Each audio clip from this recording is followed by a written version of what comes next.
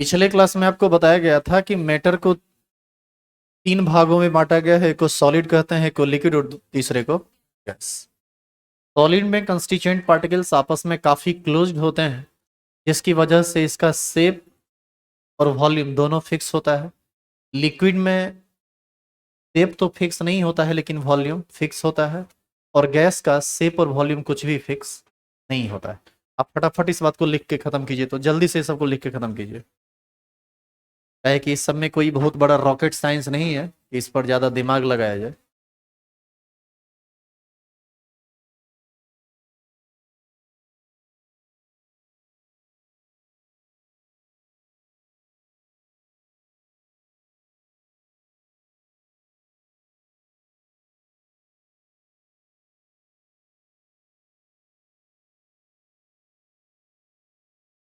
वहां से बहुत थर्ड नंबर स्विच ऑफ कर दो, तो ऊपर से उधर से।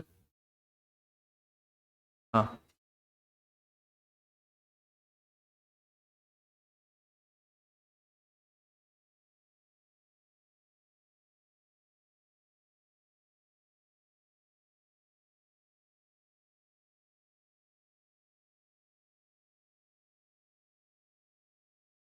अभी 2-3 दिन बेहद सिंपल सिंपल चीज चलेगा, इस सबको फटाफट लिख के खत्म कर लीजिए। इसमें कुछ ज्यादा समझने वाला चीज नहीं है। तो लिख चुके हैं आप? लिखेंगे आगे। देखो यहाँ लिखा हुआ है कि particles of solid are held very close to each other in regular and orderly manner, and there is not much freedom to movement or of movement. आप इसका मतलब समझिए। जैसे सॉलिड में एक पार्टिकल दूसरा तीसरा चौथा इस तरह से रेगुलर वे में अरेंज्ड होता है, और इसके बीच का डिस्टेंस इतना कम होता है कि इसको कोई फ्रीडम नहीं होता है कि ये मूव कर सके, एक जगह से दूसरे जगह पर जा सके। इसी की वजह से इसका शेप और वॉल्यूम दोनों फिक्स होता है। वही बातें यहाँ लिखी हुई। अगला हेडिंग डालेंगे, दूसरा, लिक्विड।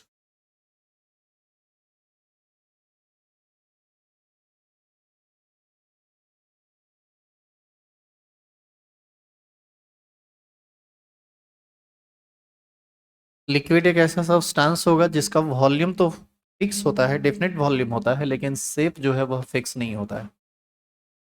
जिस बर्तन में आप रखेंगे ये उसी का आकार ले लेता है।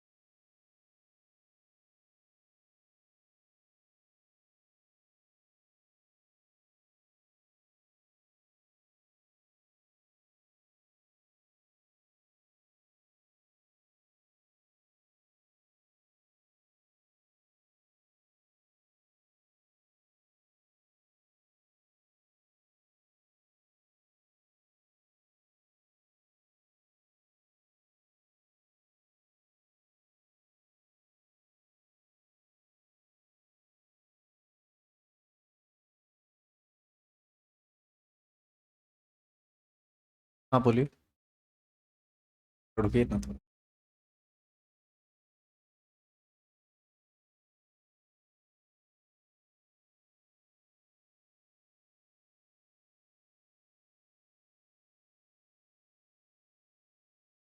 आप लोग हर हाल में जो है ना 10-15 10-17 तक क्लास में आके बैठ जाएगा, 10-20 से, ताकि क्लास शुरू हो सके थोड़ा रेगुलर और टाइम पर, फिर छुट्टी।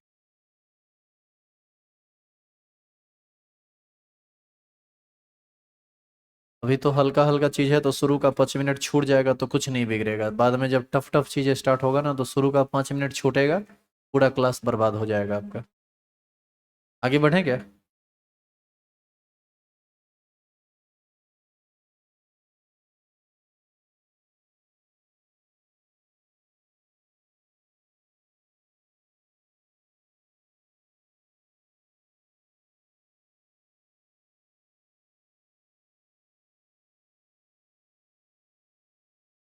लिक्विड के बारे में एक पॉइंट और लिखा हुआ है कि in liquids the particles are close to each other but they can move around.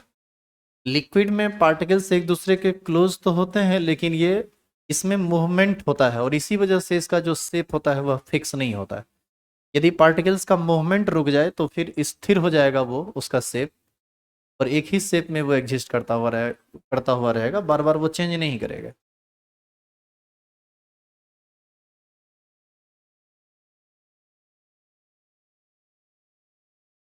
एकमात्र यह चैप्टर पीडीएफ पर पढ़ाई होगा, क्योंकि इसमें लिखने वाला बात बहुत ज़्यादा है, फटाफट लिख लिख के ख़त्म कर दीजिए। बाद में फिर जो चैप्टर आएगा पीरियडिक टेबल, केमिकल बॉन्डिंग, वो सब जैसे अभी तक हम लोग पिछला 3 टॉपिक पढ़े हैं वैसे ही पढ़ेंगे। यह सब बात वैसा बात है जो आप पीछे ऑलरेडी पढ़े हुए हैं, जानते हैं, या फिर नहीं भी जानते हैं तो बहुत सिंपल सिंपल छोटा छोटा हल्का हल्का बात। इसमें कोई ज़्यादा कंसेप्चुअल बात नहीं मिलेगा आपको। चेंज करूँ क्या इसे आगे? लिखेंगे गैस।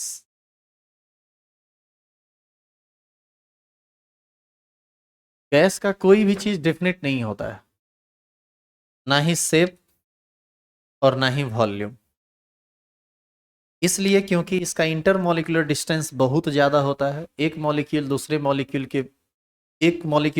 मॉलिक्यूल के बीच का जो दूरी होता है वह काफ़ी ज़्यादा होता है, और इसमें मूवमेंट सबसे ज़्यादा तेज होता है। गैस को आप जिस बर्तन में रखेंगे उसी का वॉल्यूम ये ऑक्युपाई कर लेता है, शेप भी उसी का ऑक्युपाई कर लेता है।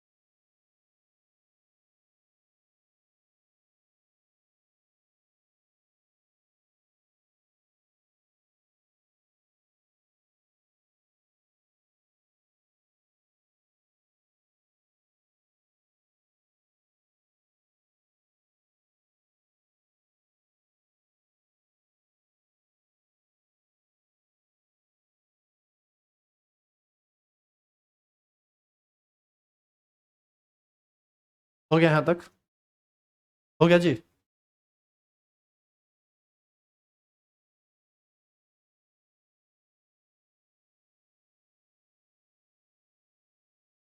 लिखेंगे आगे, चलो देखिए।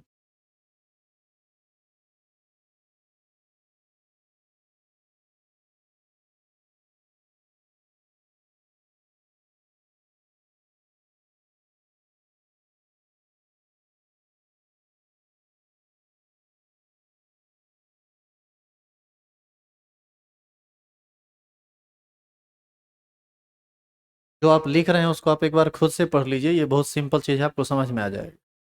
लिखा हुआ है कि in gases gaseous particles are far away to each other. Gas में गैसियस पार्टिकल्स एक दूसरे से काफ़ी दूर होते हैं, with respect to solid and liquid, मतलब सॉलिड और लिक्विड की तुलना में। Hence their movement is easy and very fast. ये बात आपको पहले ही बताया गया था कि गैस में पार्टिकल्स काफ़ी दूर होते हैं तो उसका मूवमेंट काफ़ी आसान और बहुत तेज होता है।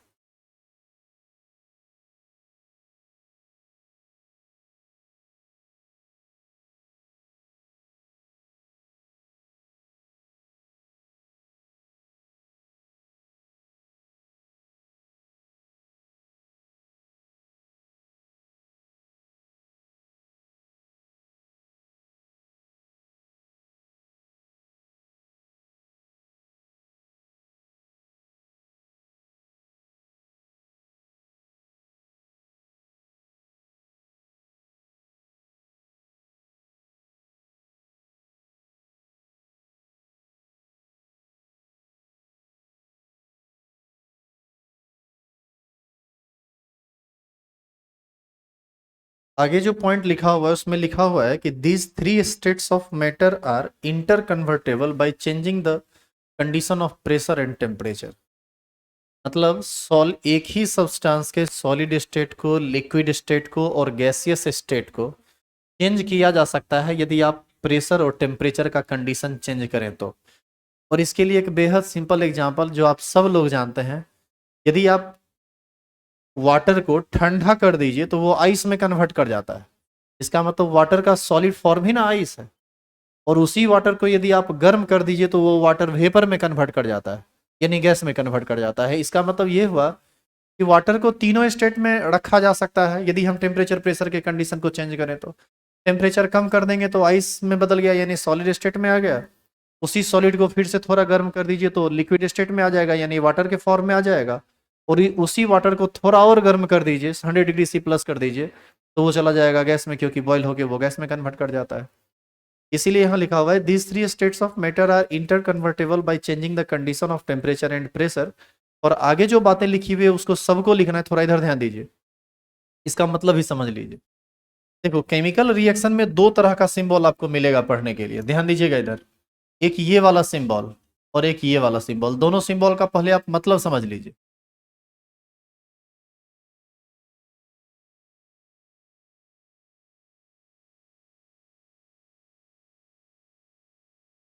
देखिए इस दोनों सिंबल का मतलब समझिए।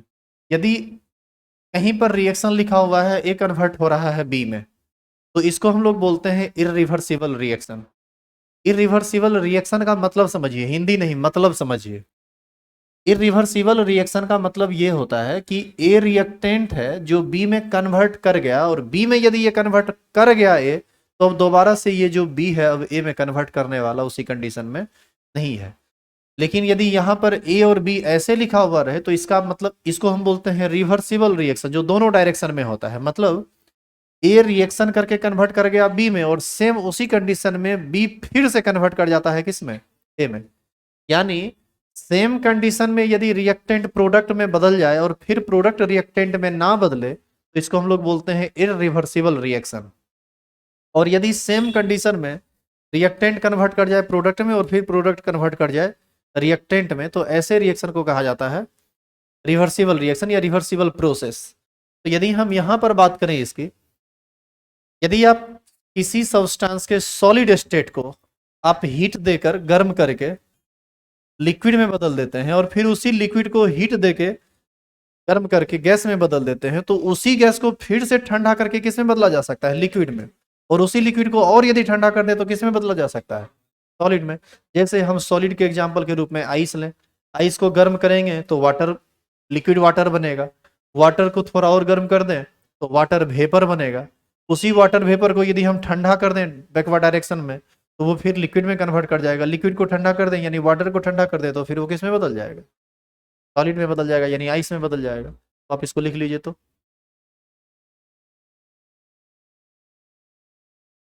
कुछ सब्सटेंस ऐसा है जिसको, सॉलिड को यदि आप गर्म करोगे ना तो वो लिक्विड में नहीं कन्वर्ट करके सीधे गैस में कन्वर्ट कर जाता है, उसको सब्लिमेशन बोलते हैं। ये सब आप थर्मोडायनामिक्स में पढ़ेंगे आगे। अच्छा एक एग्जांपल ऐसा बताइए तो, एक एक सब्सटेंस ऐसा बताइए तो जिसको गर्म करने के बाद वो लिक्विड में नहीं बदलता हो, डायरेक्ट गैस में बदल जाता है। कैम्फर, कपूर, ये सब लोग जानते हैं।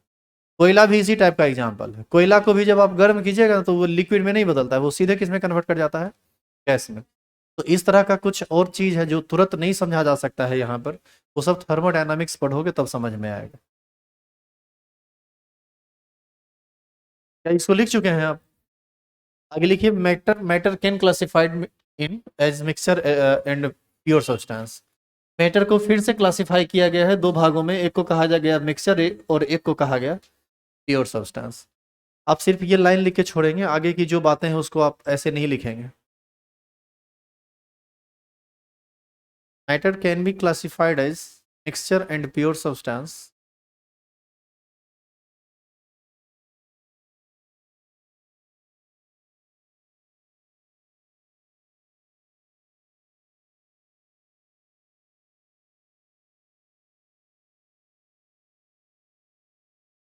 देखो, on the physical states of matter, matter can be classified as solid, liquid and gas।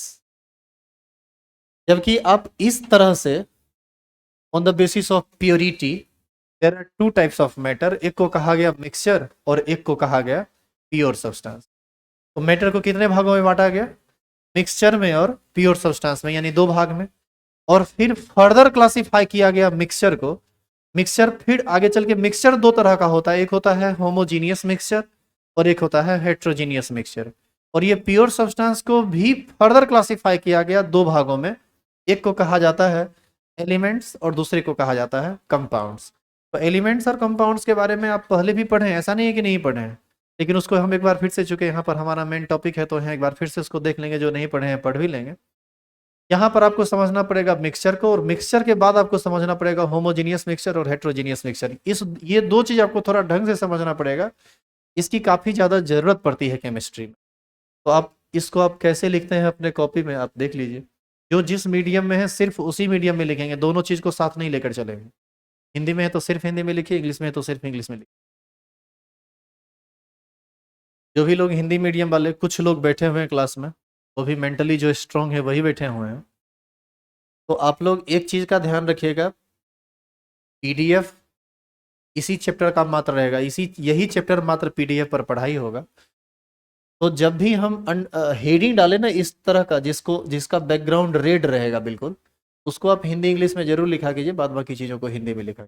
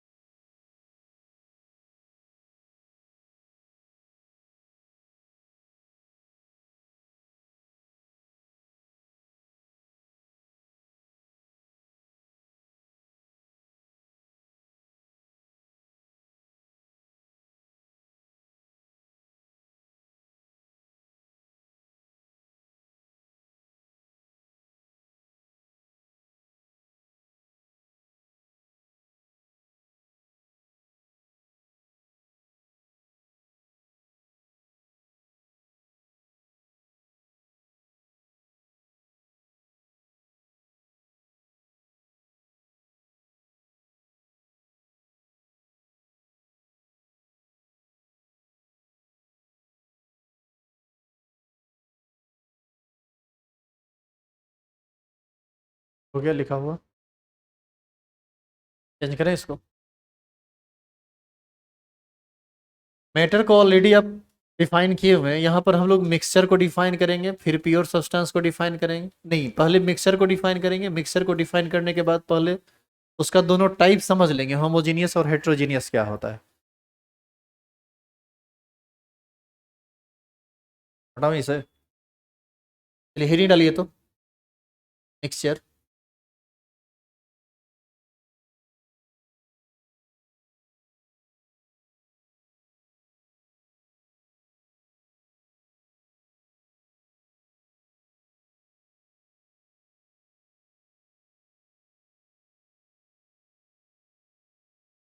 देखो, दो या दो से अधिक तरह के सब्सटेंस को आप किसी भी रेशियो में जब मिला देते हैं तो उसी को कहा जाता है मिक्सचर। जैसे पानी में चीनी मिला दिए, पानी में नमक मिला दिए, गेहूं चावल को मिला दिए, गेहूं चीनी को मिला दिए, कुछ हो मिला दिए, किसी भी रेशियो में मिला दिए तो वही कहलाता है मिक्सचर। और मिक्सचर को फर्दर क्लासिफाई किया गया है दो भागों में, एक को कहा गया है होमोजीनियस और दूसरे को कहा गया है हेट्रोजीनियस।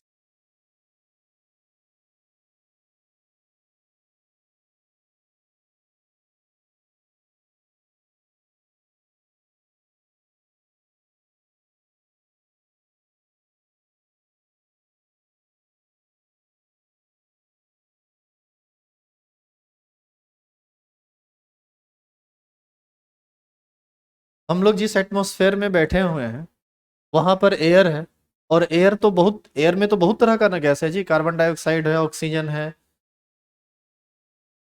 नाइट्रोजन है। सबसे अधिक मात्रा में कौन गैस है एटमॉस्फेयर में, नाइट्रोजन। कितना परसेंट है, 78% है।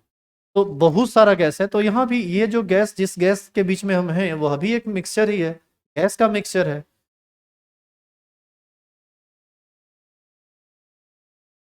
आगे लिख लेंगे there are two types of mixture, और यहाँ पर आप रुकेंगे अब। मिक्सचर को जो दो भागों में बांटा गया है, इस दो भाग में दोनों का हम एक एक एग्जाम्पल आपको बताते हैं, और दोनों के एग्जाम्पल से आप कुछ रिजल्ट तक पहुंचेंगे जो आपको समझा देगा कि होमोजीनियस और हेट्रोजीनियस में क्या अंतर है, या फिर किसको हम होमोजीनियस कहेंगे, किसको हेट्रोजीनियस कहेंगे। बताना शुरू करें। सुनिए, आप दो ग्लास लीजिए, दोनों में पानी अलग अलग भर लीजिए। एक गिलास में 50-25 ग्राम नमक मिला दीजिए और चम्मच से उसको मिला दीजिए। दूसरे गिलास में 50 या 25 ग्राम बालू ले लीजिए, लाल वाला बालू, और उसको डाल दीजिए, उसको भी चम्मच से मिला दीजिए। बताइए, इसके बाद जो रिजल्ट आपके सामने आएगा, आप क्या देखेंगे? नमक और पानी वाले मिक्सचर में नमक पूरी तरह से घुल जाएगा और ये बालू नहीं घुलेगा। यदि थोड़े देर तक छोड़ दिया जाए तो आप देखेंगे कि बालू का जो पार्टिकल्स है वो नीचे जाके बैठ गया, और पानी में जो नमक आप डाले थे वो यदि एक बार मिल गया है तो आप पाएंगे कि वो दोबारा नीचे बैठ नहीं रहा है। तो एक स्थिति में आपने देखा कि नहीं बैठा, एक स्थिति में आपने देखा कि बैठ गया। इसका मतलब है कि ये दोनों जो मिक्सचर है ये अलग। सबसे पहले ये आप समझे कि ये दोनों मिक्सचर है। मिक्सचर इसलिए है क्योंकि एक में पानी नमक मिलाया गया, दो या दो से अधिक सब्सटेंस को मिलाया गया। एक में पानी और बालू मिलाया गया, वहां भी दो सब्सटेंस को मिलाया गया, तो मिक्सचर तो दोनों है। लेकिन इसमें एक है होमोजीनियस और एक है हेट्रोजीनियस। अब एक बात और बताइए, ये एक नॉर्मल रिजल्ट है जो आप सब प्रैक्टिकली फील करेंगे। यदि हम एक दिन तक छोड़ दें पूरा दोनों मिक्सचर को, तो बालू तो पूरा का पूरा नीचे में बैठा हुआ रहेगा, पानी उसके ऊपर पर रहेगा। और ये जो दूसरा सॉल्यूशन है, दूसरा जो मिक्सचर है पानी में नमक का, आपको क्या लगता है कि पहला तो ये आप कंफर्म होंगे कि ये नमक नीचे बैठने वाला नहीं है, पहला चीज। दूसरा चीज, आपको क्या लगता है कि एक दिन या दो दिन के बाद यदि हम उस मिक्सचर को चखें तो क्या ऐसा लगेगा कि ऊपर वाला जो पानी है वो कम नमकीन लग रहा है और नीचे वाला पानी ज्यादा नमकीन लग रहा है? कभी नहीं, ऐसा कभी नहीं होगा। होमोजीनियस मिक्सचर की ये खास विशेषता होती है कि उस मिक्सचर के किसी भी फ्रैक्शन का जब आप कंपोजिशन निकालेंगे ना, तो वो हर जगह समान आएगा। मतलब मैं क्या बोल रहा हूं, आप इसको ऐसे समझिए।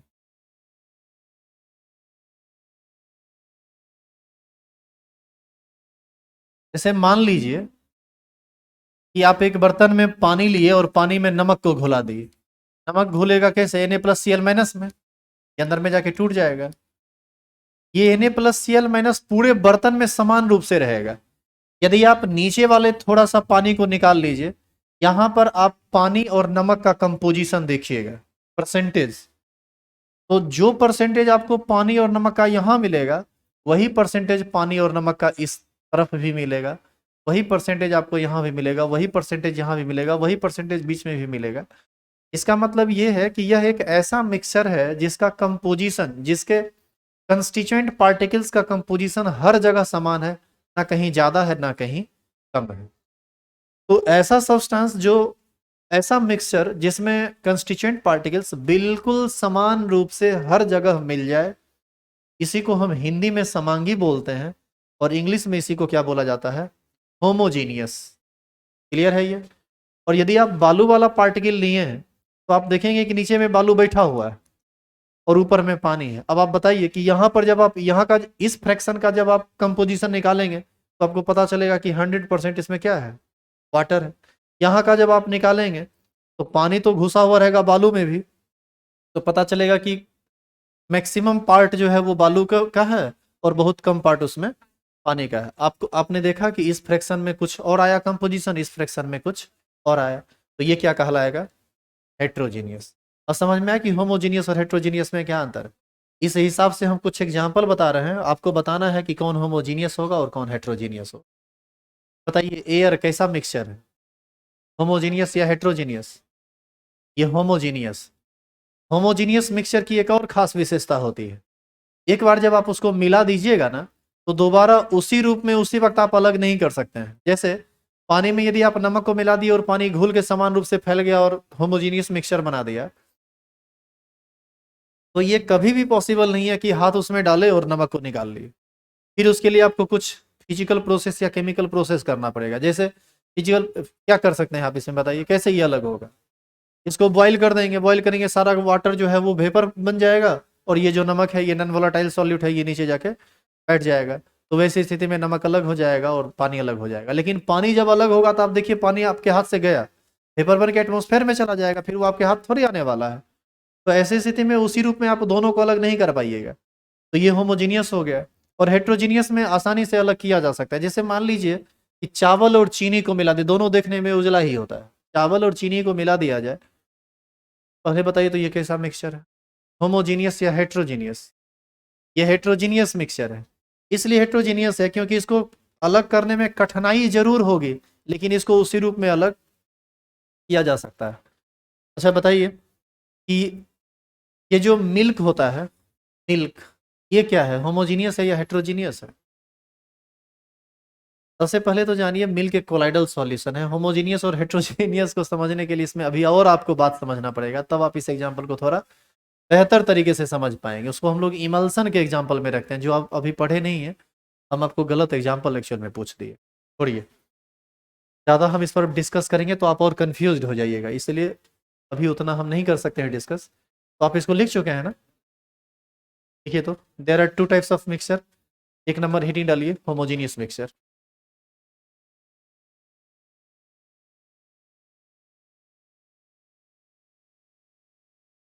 देखो 11th के शुरुआत में ना हम लोग को बोलने में थोड़ा सा एक लिमिट रखना पड़ता है, कितना बोलें कि आपको दिमाग में बात चला जाए, क्योंकि ज़्यादा बोल देंगे और ज़्यादा समझाने लगेंगे ना तो अभी तुम कंफ्यूज हो जाओगे, फिर लगेगा कि हम क्या क्या बोले जा रहे हैं। अभी हम सिर्फ उतने बोलेंगे जितना आपको समझ में आ जाएगा, क्योंकि आगे की चीज़ों को यदि हम लगातार बोलते रहेंगे तो आप फिर फ्रस्ट्रेट होने लगेगा, लगेगा कि क्या क्या बोले जा रहे हैं, कुछ समझ ही नहीं आ रहा है। और सही समय आने पर वो चीज़ ऑटोमेटिक समझ में आ जाएगा, तो इसके लिए ज़्यादा परेशानी नहीं है। और वैसे भी इन सब चीज़ों में ज़्यादा दम है नहीं, ये सब फटाफट लिख के 2-4 दिन में ख़त्म कीजिए इसको। इसी में जब कैलकुलेशन से संबंधित विषय वस्तु आएगा तब आपको थोड़ा परेशान कर सकता है। अच्छा एक और चीज़ आपसे डिस्कस करना था, पहले इसको लिखिए तो।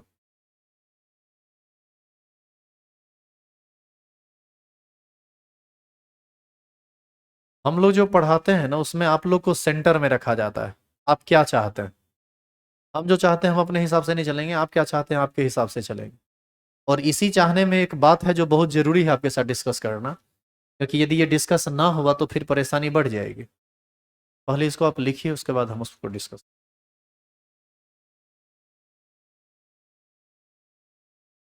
यहाँ तक पहले सभी लोग पूरा कर लीजिए फिर आगे बढ़े।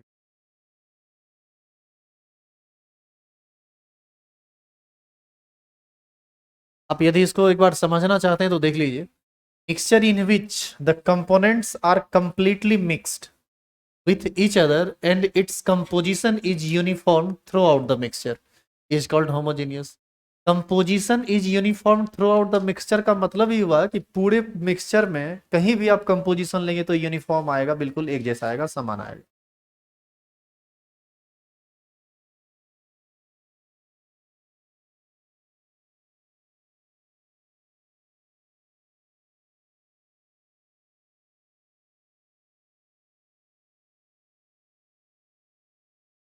जैसे sugar solution, air, salt solution, यदि आप पानी में नमक को मिलाते हैं तो ये भी होमोजीनियस मिक्सचर ही होगा। चेंज करूँ क्या इसे? चेंज नहीं करेंगे, अब थोड़ा सुनिए तो हमारी बात। देखो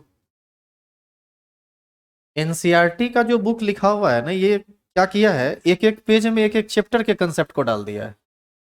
और यदि थ्रू आउट एनसीईआरटी को हम फॉलो करें तो पता चलेगा सिलेबस भी बहुत जल्दी खत्म हो जाएगा, साथ साथ आप भी बहुत जल्दी खत्म हो जाएंगे।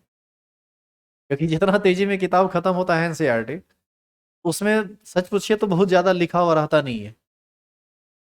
अब इस ये हम क्यों बोल रहे हैं और ये हमारी क्या मजबूरी है, आप इस बात को समझिए। चेंज करें इसको, इसे हटाएं, इसको हमको थोड़ा कुछ लिखना पड़ेगा। जैसे सुनिएगा इधर, सबसे पहले तो सम बेसिक कंसेप्ट, हम एनसीईआरटी के पहले चैप्टर की बात कर रहे हैं। एनसीईआरटी पार्ट 1 चैप्टर 1, इसमें क्या किया है, some basic concept of chemistry को लपेटा, इसमें मोल कंसेप्ट को लपेटा, इसमें इक्विवेलेंट वेट को लपेटा, इसमें स्टेचियोमेट्री को लपेटा, इसमें टाइट्रेशन को लपेटा है, थोड़ा बहुत यूनिट को भी लपेटा है। सच पूछिए ना तो ये जितना बात यहाँ पर लिखा हुआ है ना, ये सब आप यदि ढंग का कोई बुक लीजिएगा न्यूमेरिकल वगैरह बनाने के लिए, तो आप देखिएगा उसमें चैप्टर वाइज चला है। सम बेसिक का ये न्यूमेरिकल है, मोल कंसेप्ट का अगला चैप्टर में न्यूमेरिकल मिलेगा, फिर इक्विवेलेंट वेट का मिलेगा, फिर स्टेशियोमेट्री का मिलेगा, फिर टाइट्रेशन का मिलेगा, फिर यूनिट वाला तो आपको पहले ही मिल जाए। तो ऐसी स्थिति में ये क्या किया है एनसीईआरटी का चैप्टर 1, इस सब को एक के साथ लिख दिया है। और आश्चर्य की बात है, आश्चर्य नहीं घोर आश्चर्य की बात है, इस सब चीजों को इतना शॉर्टकट में लिखा है कि यदि आप खुद से पढ़ेंगे तो आपको कुछ समझ में नहीं आएगा। कुछ लगेगा कि शुरू का जो अभी अच्छा एक बात बताइए, अभी जो आप लिख रहे हैं इसमें कोई बहुत बड़ा रॉकेट साइंस है क्या, बहुत बड़ा कंसेप्चुअल बात चल रहा है क्या? ये सब एकदम छोटा छोटा चीज है, इसलिए आपको यदि हमको लगता है कि ये चीज आपको यदि लिखा हुआ मिल जाए तो भी आप समझ लेंगे। लेकिन जब आप इन सब चीजों में जाएंगे तो यहाँ पर आपको किसी न किसी एक अच्छे टीचर की जरूरत पड़ेगी जो आपको ढंग से समझा सके। तो ऐसी स्थिति में हमारे पास दो विकल्प, एक विकल्प है कि अकॉर्डिंग टू एनसीईआरटी हम टॉपिक को खत्म कर दें, जिसको खत्म करने में 20 से 25 दिन का समय लगे। और यदि इस सब टॉपिक को सेपरेटली पढ़ाएंगे तो कहीं ना कहीं उससे ज्यादा टाइम लगेगा। तो क्या करें, सम बेसिक कंसेप्ट के अंतर्गत सबको लपेट लें, या फिर सबको टॉपिक वाइज हम मतलब सब टॉपिक वाइज चेंज कर दें, ताकि आप बेहतर तरीके से उसको डिटेल में पढ़ सकें। यदि आप कंपटीशन सेक्शन में जाना चाहते हैं, हम आपको एक सजेशन भी दे देते हैं, यदि आप कंपटीशन सेक्शन में जाना चाहते हैं, यदि आपके दिमाग में आईआईटी और मेडिकल चल रहा है, तो वैसी स्थिति में इसको सेपरेटली पढ़ना जरूरी है, तभी आप इस पर न्यूमेरिकल कर पाएंगे। और यदि आप कंबाइंड वे में पढ़ेंगे तो कंबाइंड वे में फिर हम अकॉर्डिंग टू एनसीईआरटी चलेंगे तो फिर उतना डेप्थ जाना पॉसिबल नहीं है, फिर टॉपिक भी जल्दी खत्म हो जाएगा, सिलेबस भी खत्म हो जाएगा। ट्वेल्थ स्टार्ट करने से पहले 2 महीना आराम से हम लोग बैठेंगे भी घर में, फिर ट्वेल्थ स्टार्ट होगा। तो 2 महीना दिन काटिए या 2 महीना पढ़िए, आप देख लीजिए। तो क्या करें, सेपरेटली सेपरेटली पढ़ा दें या साथ साथ चलने दें? सेपरेटली पढ़ाएंगे तो आपको पेशेंस रखना पड़ेगा, अभी बता देते हैं। क्या है कि आप एनसीईआरटी में खोजिएगा तो एनसीईआरटी में वो मिलेगा नहीं, एनसीईआरटी इतना ना शॉर्ट में लिख दिया है कि उतनी बातें लिखी हुई है नहीं एनसीईआरटी में। इस मामले में थोड़ा आपको पेशेंस रखना पड़ेगा। तो हम पहले इस टॉपिक को खत्म कर लेते हैं, ठीक है? और जब शुरुआत करेंगे हम इन सब चीज़ों की, तो हम आपसे पूछ लेंगे कि क्या करें, एक बार फिर हम वहाँ आपसे पूछेंगे। और यदि सेपरेटली पढ़ेंगे तब फिर आपको असाइनमेंट भी बहुत ढेर सारा मिलेगा यहाँ से, जो हम अपनी तरफ से देंगे। कंबाइंड वे में पढ़ेंगे तब हम असाइनमेंट वगैरह नहीं देंगे, इसलिए असाइनमेंट नहीं देंगे क्योंकि कंबाइंड वे में पढ़ने पर उस सब असाइनमेंट को बनाना संभव नहीं है और बताना भी संभव नहीं है, क्योंकि एनसीईआरटी में उतना थ्योरी दिया हुआ ही नहीं है। शॉर्टकट में अब देखिएगा ना, मूल कंसेप्ट को हमको लगता है कि एक एक पैराग्राफ में खत्म कर दिया है, उतना जल्दी थ्योरी खत्म होता है केमिस्ट्री। तो देख लेते हैं उसमें, हम एक बार फिर आपसे बात कर लेंगे, आप लोग भी एक बार सोच लीजिए, ठीक है? 2 नंबर लिखिए तो हेट्रोजीनियस मिक्सचर।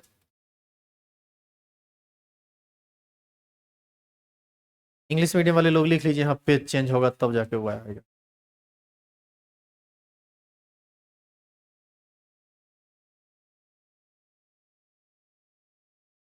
कुछ नहीं किए हैं।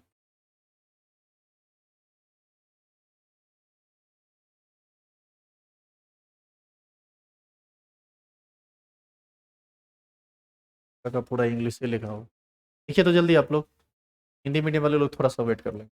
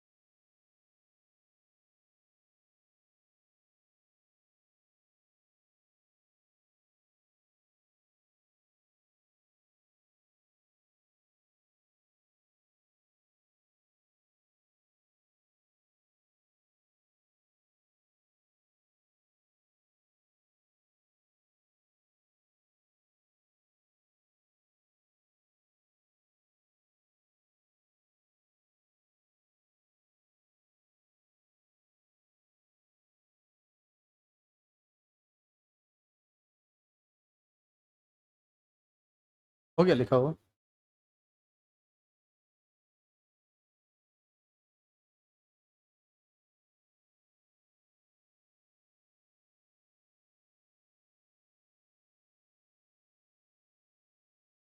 आगे पैराग्राफ चेंज करके लिखिए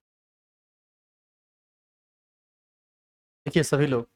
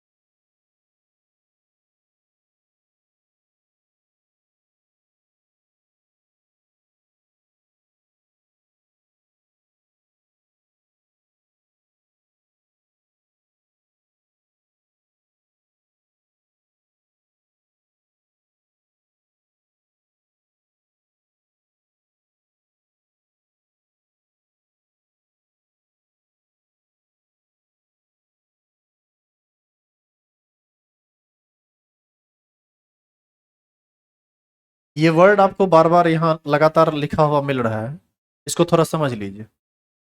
कंस्टिट्यूएंट पार्टिकल्स या इसी को हिंदी में घटक कण कहते हैं। जैसे आप एक मिक्सचर मान लीजिए बना रहे हैं, जिसमें आप पानी लिए, पानी में थोड़ा चीनी डाले, इसमें थोड़ा नमक भी डाले, और भी थोड़ा नींबू का रस डाले। तो आप जितना डिफरेंट डिफरेंट चीज डाल रहे हैं, वो सब क्या कहलाता है?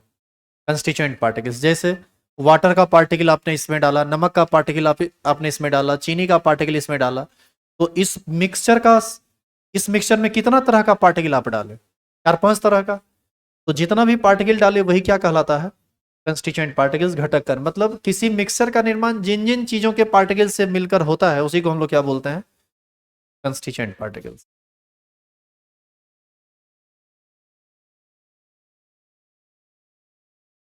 अगला हेडिंग डाल दीजिए, प्योर सब्सटेंस।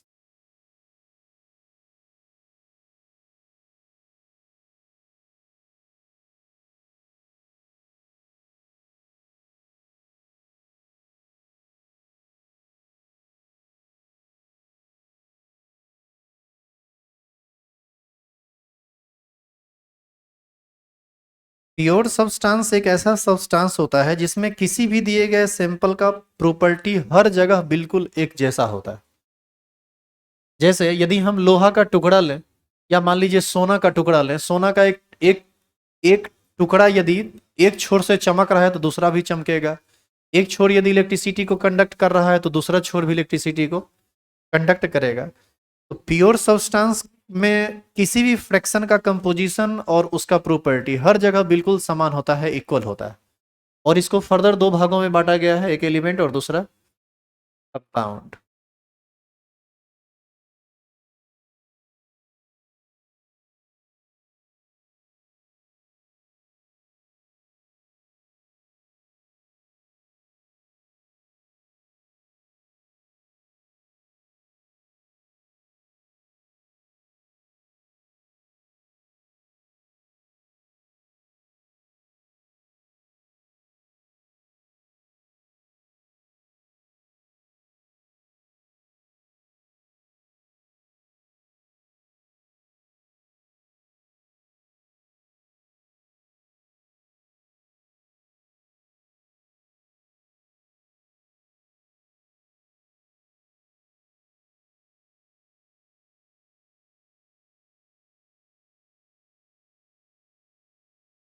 यहाँ पे हेडिंग डाल के छोड़ दीजिए।